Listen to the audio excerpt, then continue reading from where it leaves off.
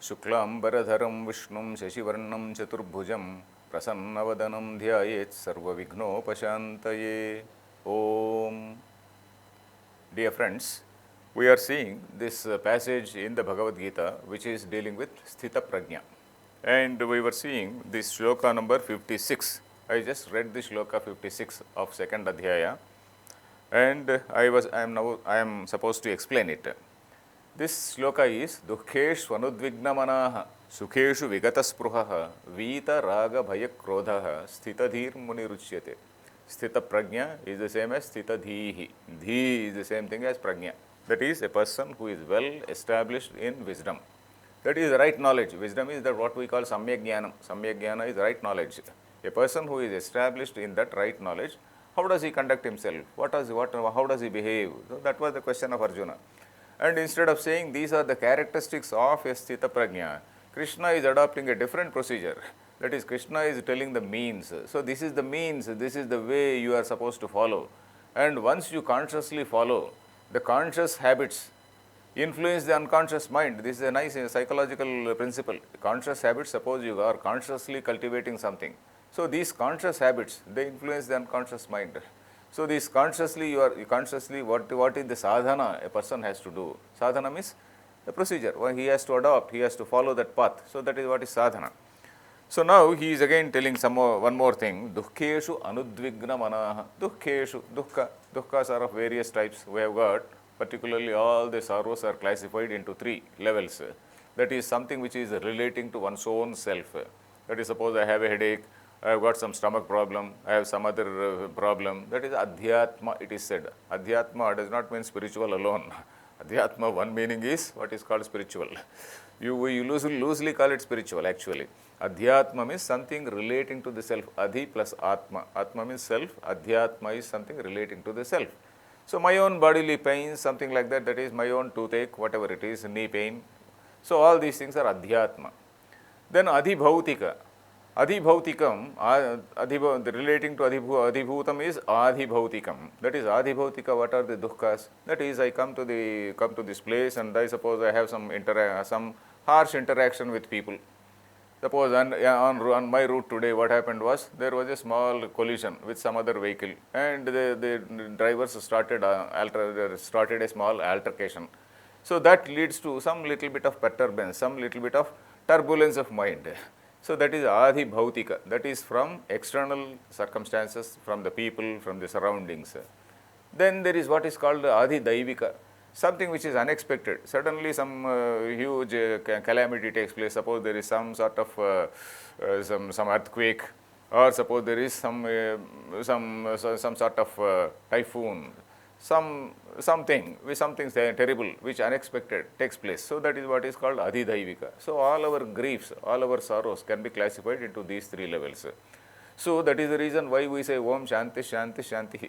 Om Shanti Shanti. The meaning is Shanti is, let me not have any sort of perturbation, any sort of problem from my own whatever, or let me have harmony with my own self, harmony with my own self, and harmony with my surroundings, and harmony with anything suddenly happening also. I have to take it in the stride. I have to take it with a sense of maturity and take it in the stride. So that is why we say Om Shanti Shanti Shanti.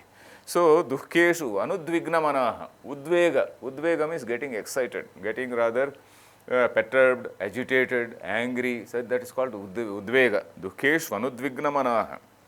Then okay, that also is not possible. It is not possible to achieve it immediately. It has to go slowly and slowly. All these things which Krishna says, yesterday also we saw, Prajahati yada kaman. It is not possible for us to leave all the desires. We can leave one by one, slowly and slowly we can reduce the burden and make our living say simpler and simpler.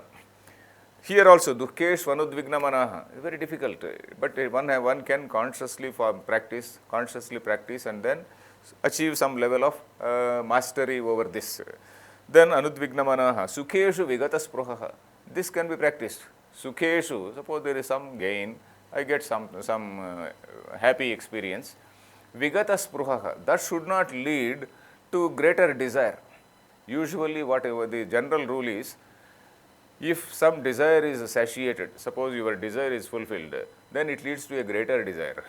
So that is why it is said it is somewhat like fire. That is, fulfilling a desire is like igniting a fire.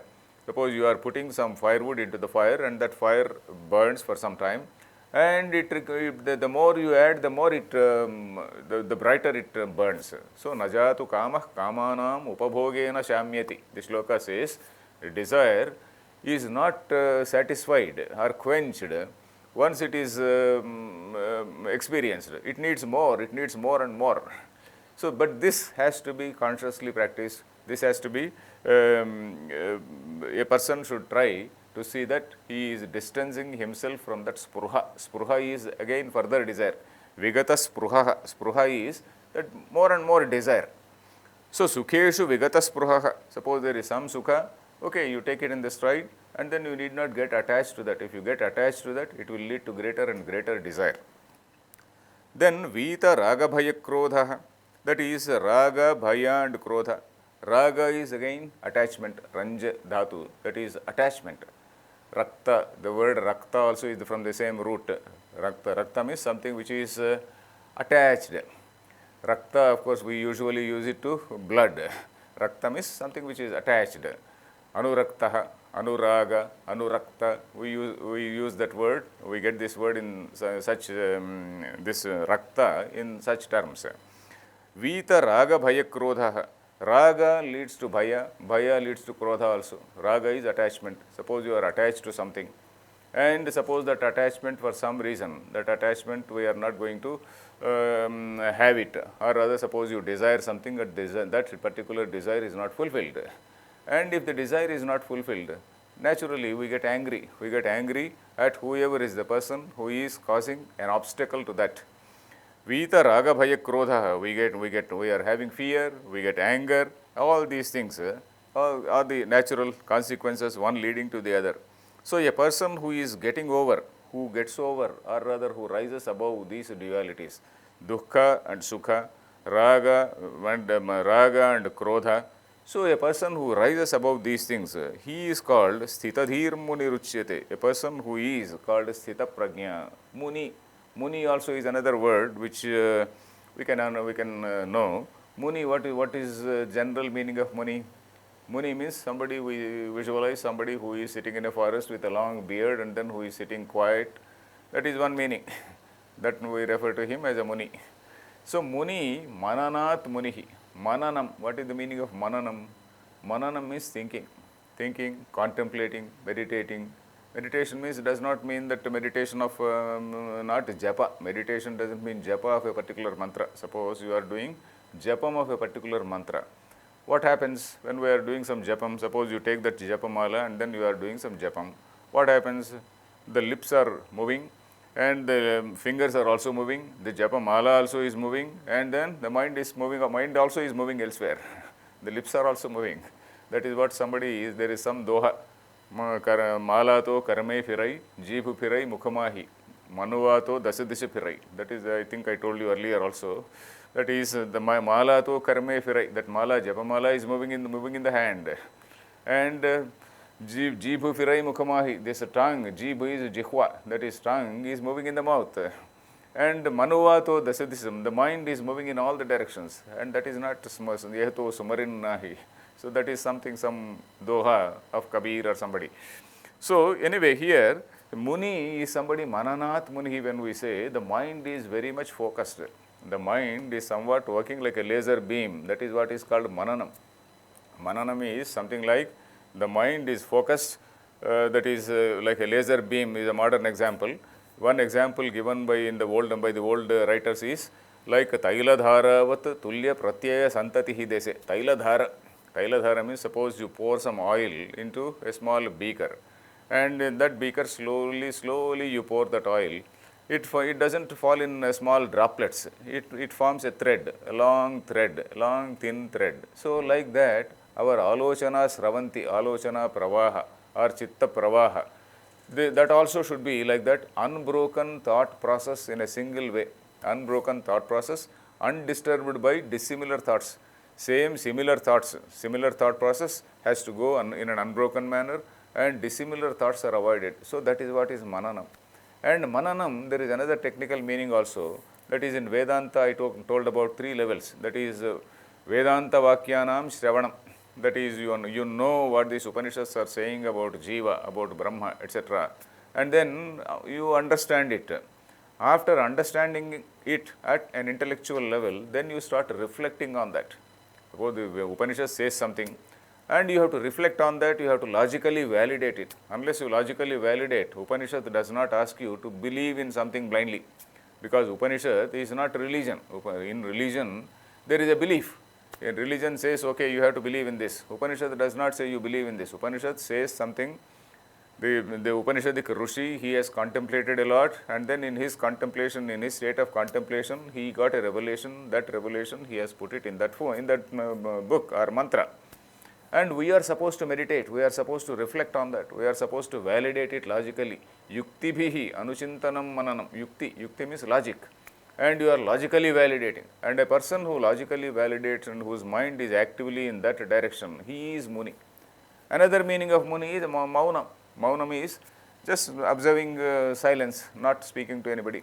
And Maunam also means, Maunam is not only, not talking to anybody, Maunam is Mananam, Mananat. That is also Mananam. The most important aspect of the word Muni is Mananam. That is a person who is, who has that nature of, who has a reflecting nature, a person who is a thinker, a person who is logically validating what all he has learnt from the Upanishads. So, Sthitadhir Muniruchyate. Then the next shloka also, next shloka is, he is talking about Yas Sarvatranabhisneha. Again he is saying in this shloka how the Sthita Prajna or a wise person rises above this Shubha, that is good or bad, he takes them equally with a sense of equanimity, with a sense of evenness. So that is what he is going to say in this 57th shloka. Yas sarvatranabhisneha tattat prapya shubham nabhinandati nadveshti tasya prajna pratisthita. A person, a person who sarvatra, that means in all matters, anabhisneha, sneha. The word sneha, we know, sneha means, there are 2 meanings for that word sneha. Sneha means, one meaning is friendship, the other meaning is oil, sneha. Oil is also called sneha. Snigdha, that word snigdha is also used. Snigdha, snigdham annancha bhojanam. Snigdham ushnancha bhojanam, it is said. Snigdham means which is that which is having some ghee or oil. We are supposed to eat food, at least that was the standard in olden days. Nowadays we avoid ghee and we avoid oil, but in olden days they used to say snigdham ushnancha bhojanam. The food has to be hot and this food has to be oily. One has to have oil in that, oil or ghee to be precise. So sneha is that. So snigdha, yes, anabhisneha means not attached. And what does the oil do? What is the nature of oil? The oil sticks. Oil naturally sticks unless you use some detergent and wash it off, it sticks. So sneha means it is sticking. Sneha is something which is attachment. Sneha is attachment. That is asakti, as we say.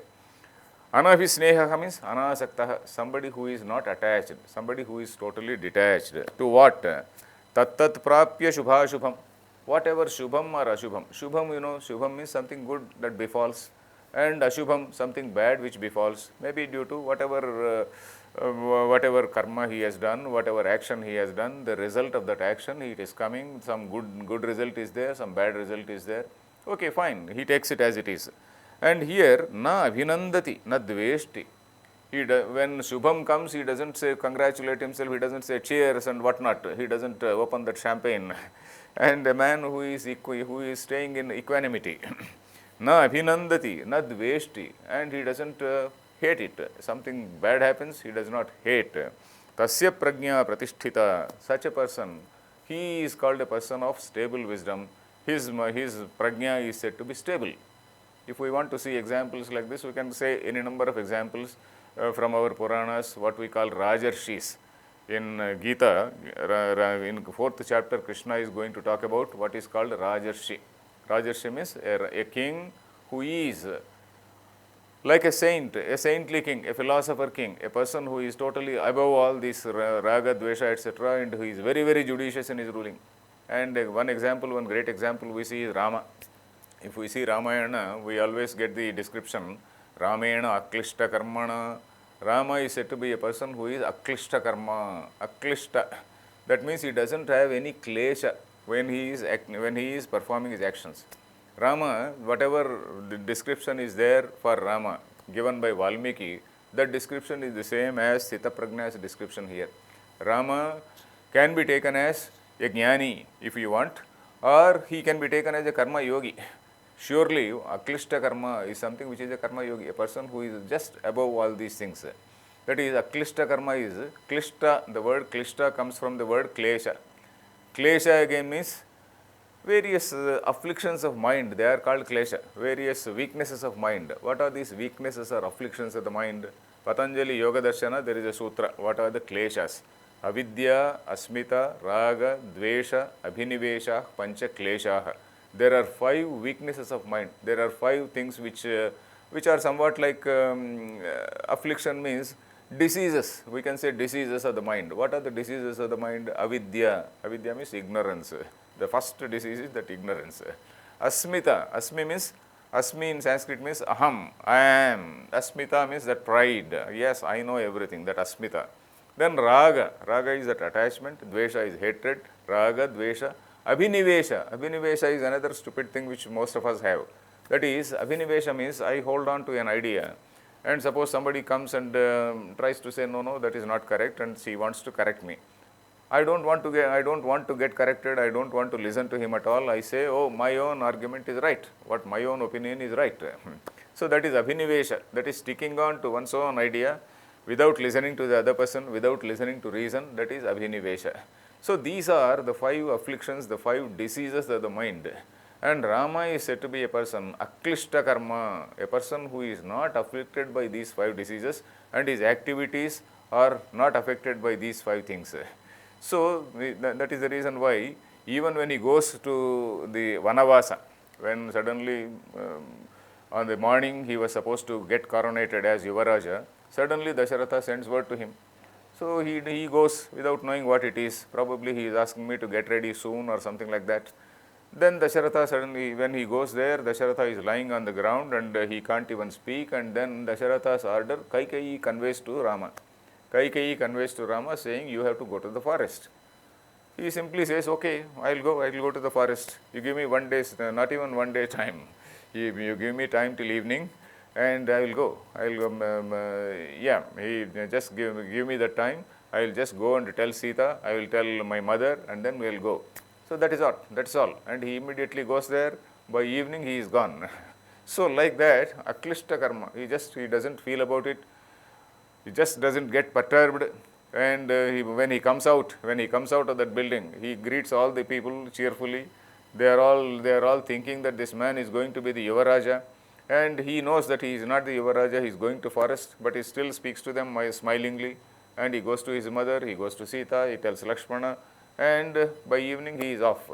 So that is what we see in Ramayana. That is an example of na abhinandati, na dveshti. He neither rejoices in something nor hates something. Tasya prajna pratisthita. And the next shloka is yada samharate chayam kurmongani vasarvashah indriyani indriyarthebhyah tasya prajna pratisthita. That is yada samharate cha ayam. Ayam means this person who is a seeker. A person who is a seeker, or on the path of realization, a person who is on the path of realization. And ayam, it also refers to a jnani. A person who is a jnani, we are now talking about a jnani's features, jnani's characteristics, and we are asking the seeker to follow. We are asking the seeker to imitate him, consciously imitate him, so that he can also grow to that level. So, yada samharate chayam, yada samharate means withdraws, samhara. Hru dhatu means, hru, that is harane, to take away. That is hru, that is samhara, means that is withdrawing, samharate cha ayam. Yada samharate chayam, that is upasamharate, that is a person withdraws himself from various sense objects gradually. Like what? There is an example of a tortoise. A tortoise, suppose we have all seen a tortoise usually in wells, deep wells.